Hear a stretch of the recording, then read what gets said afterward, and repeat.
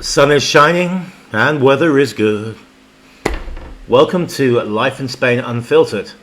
And indeed, the sun is shining. If the weather is good, I think it might depend on your circumstances, because it's like everywhere in Europe at the moment. We're suffering from a huge heat wave down here on the south of Spain, in the south of Spain, I should say.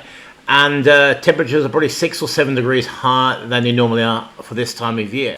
Right, today I thought I'd talk to you about various things, mainly based on conversations I've been having around town with friends and people I know in the gymnasiums and the cafes and things like that. One of the things I enjoy most about living here, especially with the free time I have on my hands at the moment, since I sold my business, is I have time to chat. Now, I love to mingle with people, and the gym, especially the sauna at the gym, is the most wonderful place to have conversations.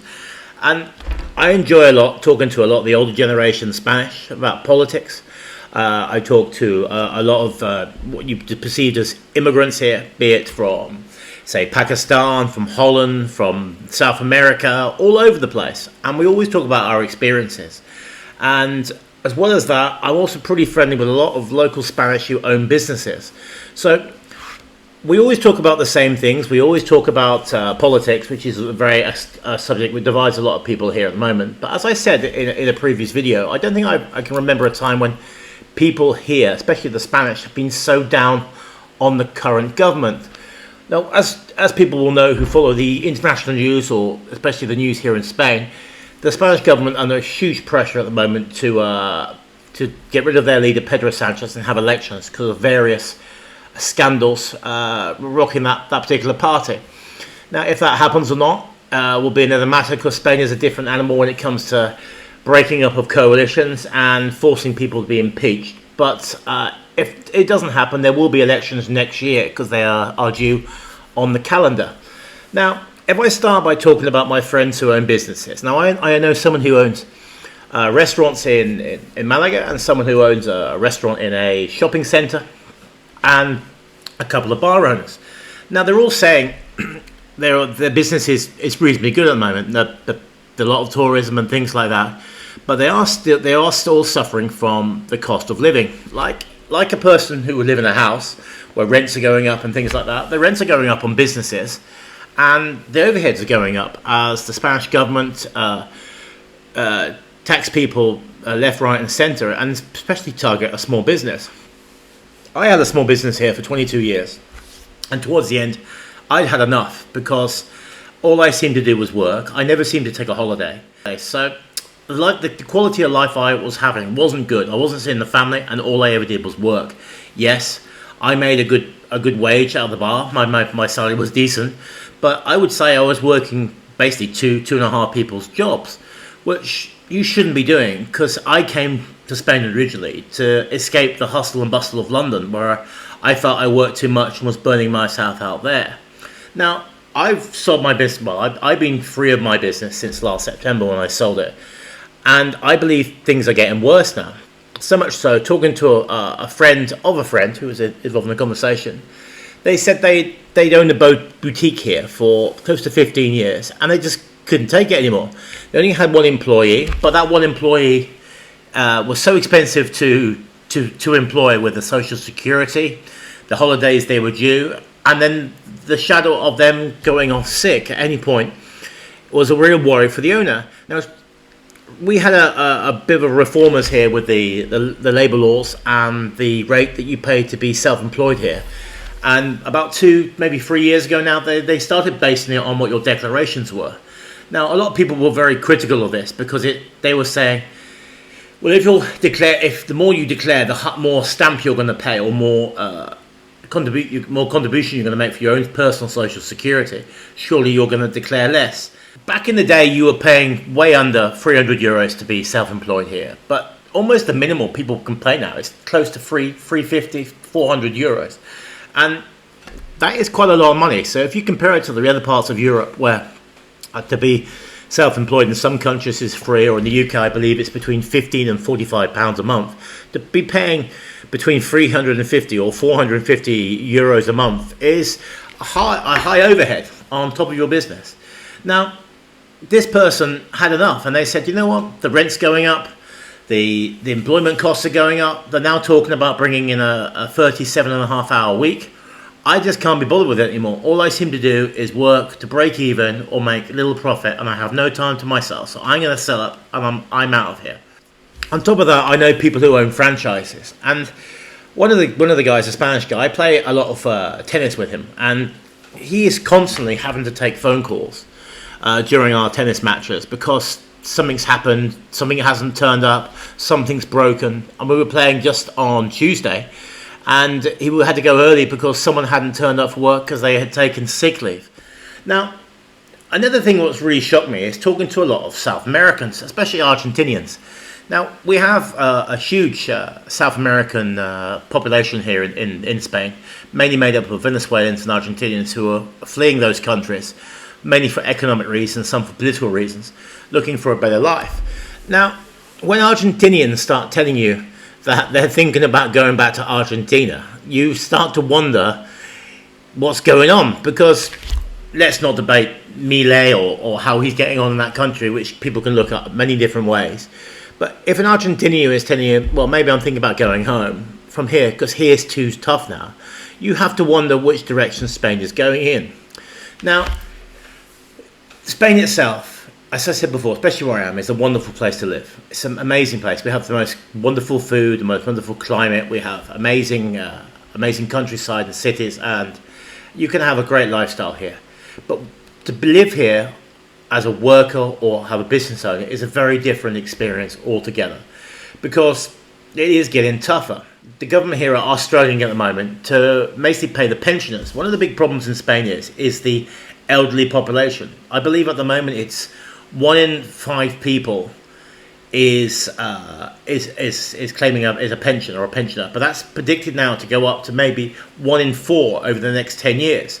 Now, also with the public sector, people here are obsessed with public sector work, so much so that for the first time ever, public sector workers have started to outnumber private sector workers, which once again is putting a huge strain on the tax and the coffers of the country itself.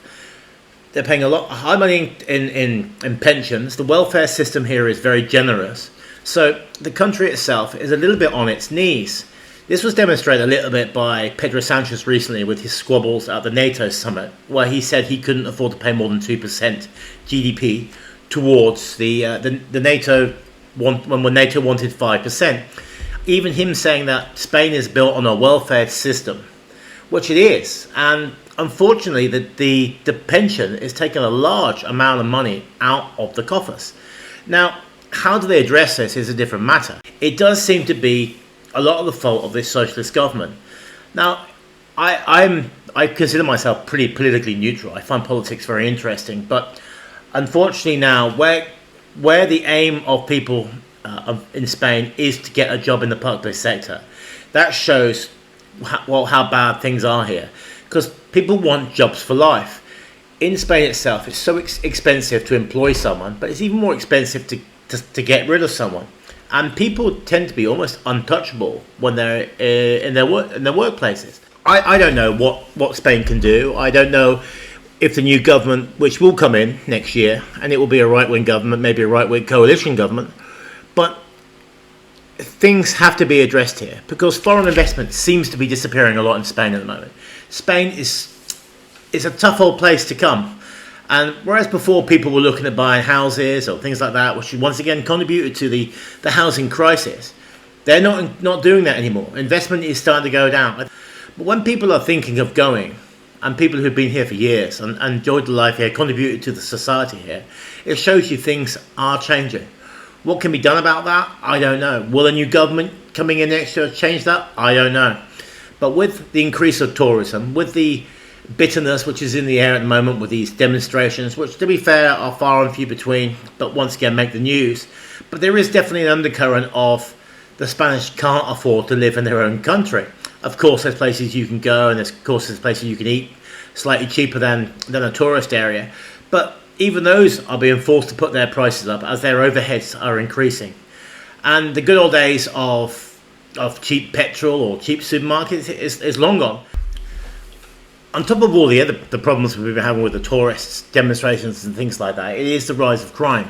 And this is one of the things that is a lot of the South Americans will mention. They always talk about, especially Argentinians, how dangerous Buenos Aires was. The Venezuelans always talk about how dangerous it was in certain areas of their country. But we've had recently a gangland shooting here on the front, which has been well reported. I did a video on that myself.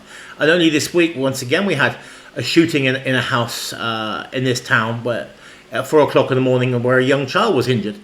It does seem to be a bit of a melting pot here at the moment. There does seem to be too many people.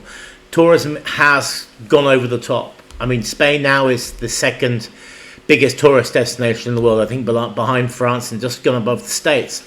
Now, where I am here, it can't cope with the amount of tourists we have. They're talking about expanding Malaga Airport. New flight routes are opening up seemingly every day. But where do these people all go? Where are they staying? Because there isn't the room for them. You notice how busy the roads are now. You notice how busy the train is now. You notice how busy the supermarket is now. Fair enough, it does help the local economy and it does give people jobs. And as COVID here proved and the quarantine proved, that Spain is very dependent on the tourist sector and the knock-on effect from that. Yeah, but there has to be a limit in it. They have to somehow cap it. But when they're talking about expanding Malaga Airport, but on the next article they're talking about how over-tourism needs to be addressed, it's going to be one thing or the other.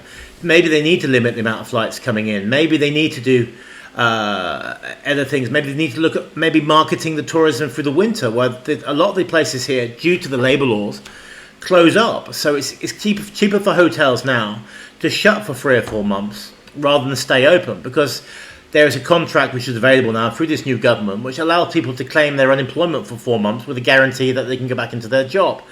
So I don't know what the solution is in Spain. I wish the tourism would be more spread out over the year. I love living here, and I think I'll probably stay here most of my life, even though I do debate about going back to the UK a lot more now than I used to before. Now, a misconception here is the weather. The weather here in July and August, to me, it's horrendous. It is so hot, you can't do much. At night, you're lucky if it goes below 22, 23 degrees. In the daytime, in the shade, it's way over 40.